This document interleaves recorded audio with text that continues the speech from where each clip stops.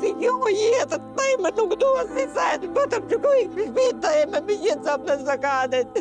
Pse mos jetoj në une si që shfaqet e mija. Kjo grua e moshuar që po qanë me dënes quhet Sultane Picari dhe prej 2 vitesh ende rrugëve pa pasur një banes për të jetuar e qetë. Shkaku është vërtet rëqethës. Kam 2 vjetë që m'ka da djali, ka qitë për i shpije.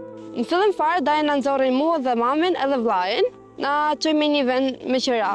Basanaj nëzori edhe gjyshen, sepse ka bo dokumente falco, ka qenë edhe më gjyshe ka fitu, edhe e nëzori gjyshen si thonë të shtro fmin. Dajnë tim Altinin. I cili vuan nga problemet të shëndetit mendor. Nusja isha shkaktari, i thote që nuk do bëdhëm shpi, sa hapi biznes, ato kafene e në i dyqan. U mërdit nusja se nuk më vinë rëp dyqan. Prika lëmojt shmushën. Për të kthyer pak mbrapa në kohë, zonja Sultane ka pasur 11 fëmijë, por sot jetojnë vetëm 8 prej tyre, sepse 3 djemë që vuanin nga problemet të shëndetit mendor kanë ndërruar jetë. Tashma ajo ka 6 vajza dhe 2 djemë, Agimin, i cili siç thotë ka nxjerr nga shtëpia, dhe Altinin, një 40 vjeçar me çrregullime të shëndetit mendor. 77 vjeçarja dikur jetonte në një banesë me 2 djemë të sëmur, vajzën Elizabetën dhe Anën që është mbesa e Sultanes. Në fakt, shtëpia ku ata jetonin të gjithë së bashku ishte një ndërtesë 2 kaçe, ndërsa Agimi kishte një tjetër 3 kaçe,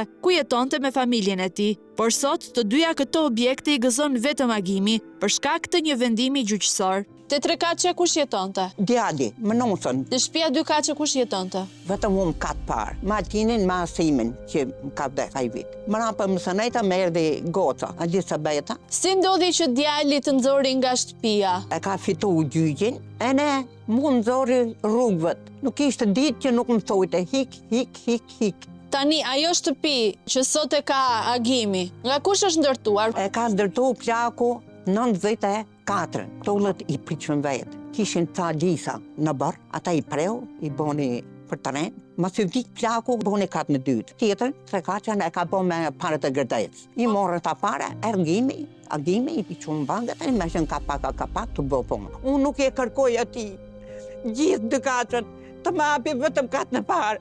Sa që këtë në vdes në huan tje ku ka vdes burre, ato ku më kanë vdes fëmijë, katë në parë, jetët marë, më sërruja si jam, as një jam, për të vdes gjatë në anë që koj mrenë më shpita e më se kam njërë shpatët, kam njërë dirë se nërë ato. Nuk dua si kjo jetët, nuk dua si sajtë, bëtëm që koj shpita e me jetësap në zakanet. Pse më jetoj në une si që shfaqet e mija.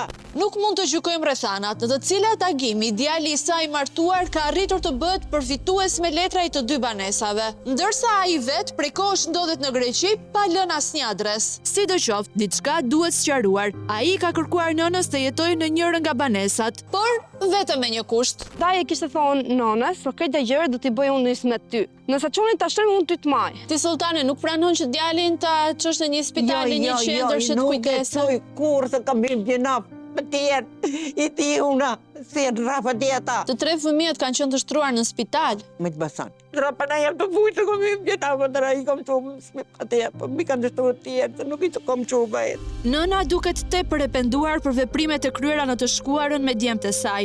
Ndaj kërkon që kjo të mos përsëritet me më të voglin, pavarësisht kërkesave të Agimit, i cili një vit më parë, kohë kur ishte gjallë djali tjetër i sëmur i Sultanes, ka kërkuar në gjykatë që të ëmës t'i hiqej kujdestaria për 2 vëllezërit, Altinin dhe Asimin, dhe ata të dërgoheshin në institucionet përkatëse të specializuara për ofrimin e kujdesit dhe mbështetjes për personat me probleme të rënda të shëndetit mendor. Duke parë gjendjen e rënduar të 2 vëllezërve, ky mund të konsiderojë si veprimi më logjik, por jo për nënën, këmbgulja e së cilës e detyroi Agimin të hiqte dorë nga kjo kërkesë. Dhe gjithashtu të bindej edhe më shumë për të mos lejuar nënën dhe vllajin të